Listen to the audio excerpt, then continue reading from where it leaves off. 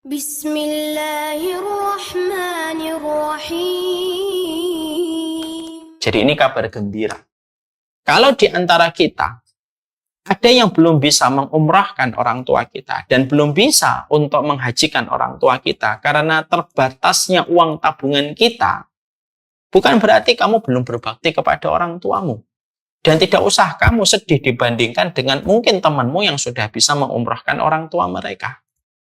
Tetapi apabila kamu bertakwa, kamu jaga setiap larangan-larangan Allah, kamu tinggalkan, kamu penuhi setiap panggilan-panggilan Allah dalam perintahnya, lalu kamu lakukan perintahnya Allah dan kamu tinggalkan setiap larangan Allah, lalu kamu menjadi orang yang bertakwa dan solih ketika kamu selalu mengingat orang tuamu, menjadi alasan dirimu untuk meninggalkan dosa. Dan setiap kamu ingat bapak dan ibumu, menjadi salah satu alasan kamu beribadah kepada Allah dan menjaga ibadahmu dan ketaatanmu di dalam hidup. Itu sudah cukup diartikan puncak birrul walidain, mensolihkan diri kita. Karena kesolihan anak sesuatu yang dibanggakan orang tua kita di hadapan Allah. Ya, ini yang kita harus paham. Ya. Ada orang mengumrahkan orang tuanya, menghajikan orang tuanya, tapi kehidupannya belangsakan dan berantakan. Yang haram diterjang, yang syubhat diambil, yang halal ditinggalkan.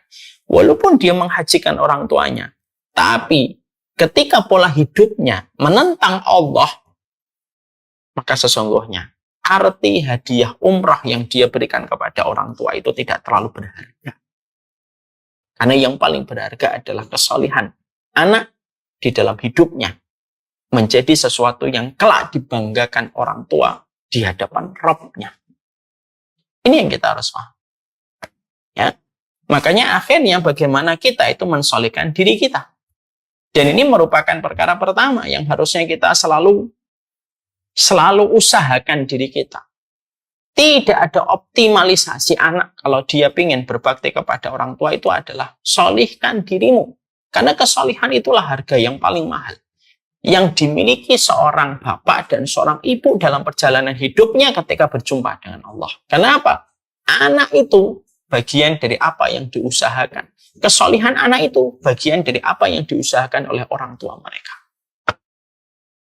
Ya.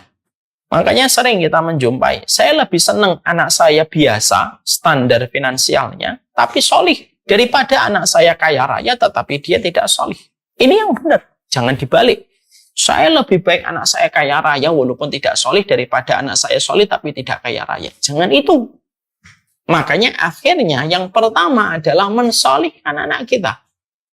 Mensolihkan anak kita itu merupakan perkara yang tidak bisa kita nafikan. Dia menempati nomor 1. Dia menempati nomor 1 di dalam proses hadiah terbaik anak kepada orang tua. Yang kedua, bahwasanya proses kita ketika kita birrul walidain kepada orang tua kita adalah mendoakan orang tua kita. Karena sesungguhnya kita paham bahwasanya alamat cinta, alamatul mahabbah, alamat cinta, tanda cinta itu apa? Dzikru atau dzikrul ism.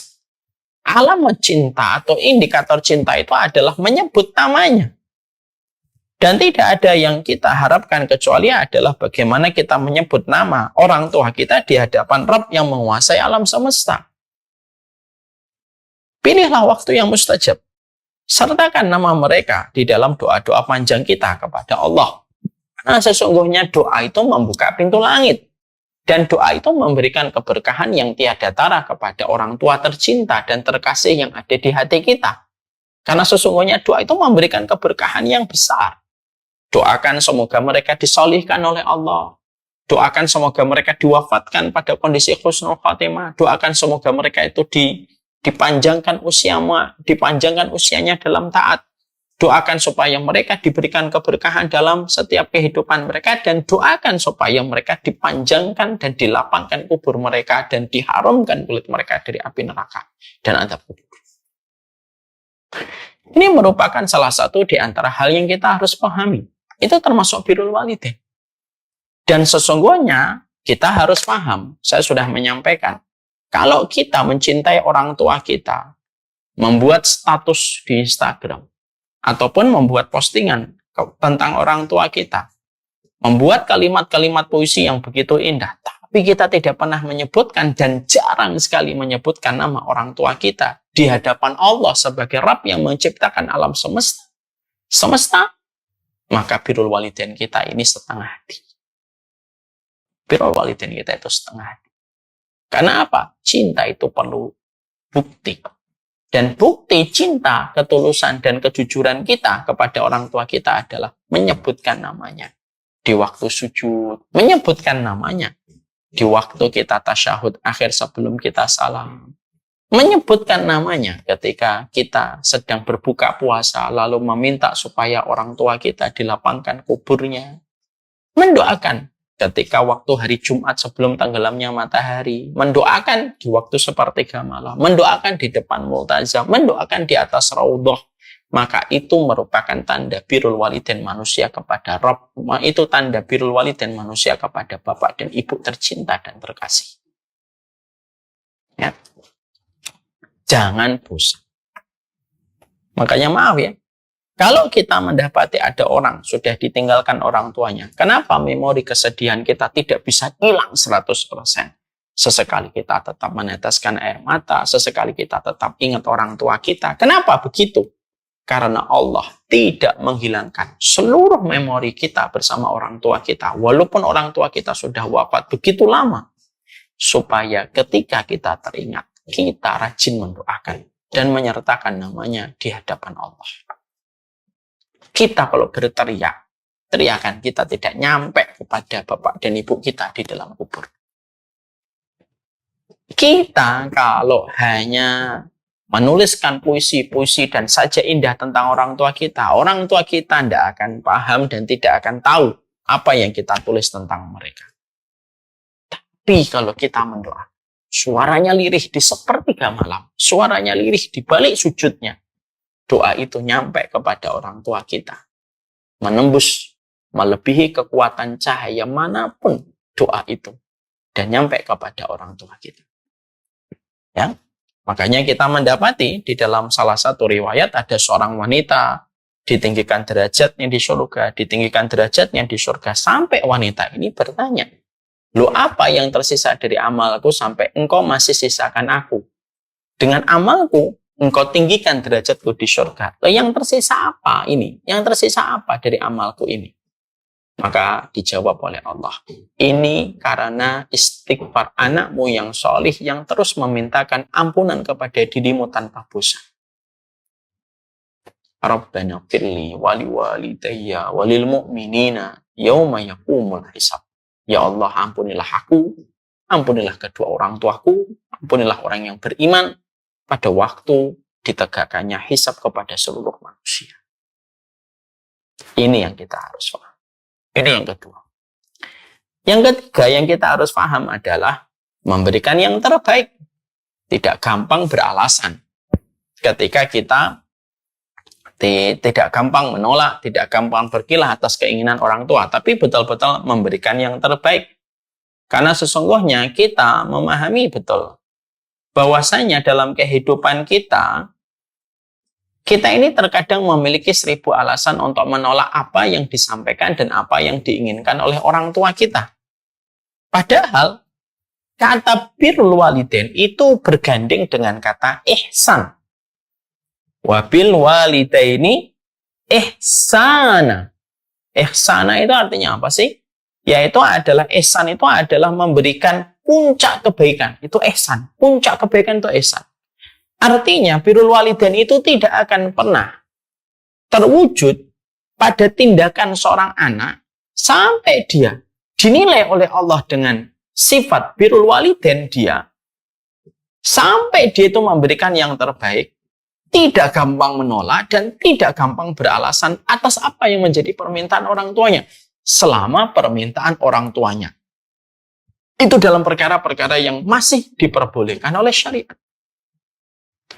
Tentunya kita mendapati kisah bagaimana Uwais Al-Qarni. Bagaimana Uwais Al-Qarni kita mendapatkan dan kita memahami Uwais Al-Qarni. Bagaimana Uwais Al-Qarni ketika mendapatkan permintaan dari ibunya yang lumpuh, dan sudah renta. Yang sebenarnya secara pandangan fikih, haji sebenarnya sudah tidak terkena kewajiban untuk melaksanakan haji. Terbentang jarak antara Yaman dengan Makkah 1119 km.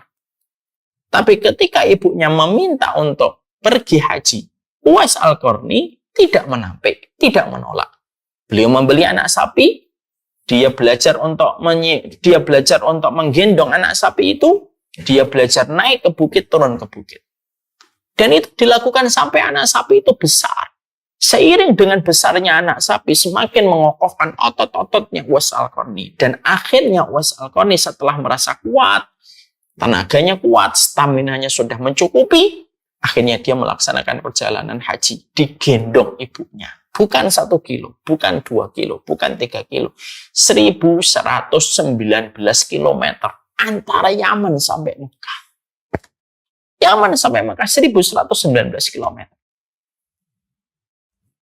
Apa yang kita dapatkan dalam apa yang dijelaskan oleh Uwais Al-Qarni ini? Menjelaskan kepada kita, berbakti kepada orang tua itu terkadang memprioritaskan apa yang menjadi permintaan mereka. Tanpa kita sama sekali mudah beralasan untuk mengatakan tidak bisa. Kita kadang-kadang pada kehidupan kita begitu gampang sekali. Kita ini begitu gampang untuk mengatakan kepada orang tua kita, belum bisa, udah nggak wajib mah, udah nggak wajib pak, udahlah nggak apa-apa. Begitu gampang kita memberikan alasan. Kita berkilah dan kita bersembunyi di balik alasan-alasan fikih. Hanya untuk supaya kita tidak menuruti apa yang menjadi keinginan mereka. Maka sesungguhnya inilah yang menjadikan kita paham. Tidak akan berdiri secara tegak. Arti sebuah birrul walidain manusia kepada orang tuanya tidak akan pernah berdiri kokoh. Sampai orang ketika mereka berbakti kepada orang tuanya adalah mereka memberikan yang terbaik. Sebagaimana kebaikan yang diberikan secara maksimal oleh Uwais Al-Qarni. Di mana dia menempuh perjalanan, menggendong orang tuanya. Dalam perjalanan panjang, 1119 km. 1119 km. Untuk menggendong ibunya. Sampai di Ka'bah untuk melakukan perjalanan haji. يا ربي شكرا هديت قلبي شكرا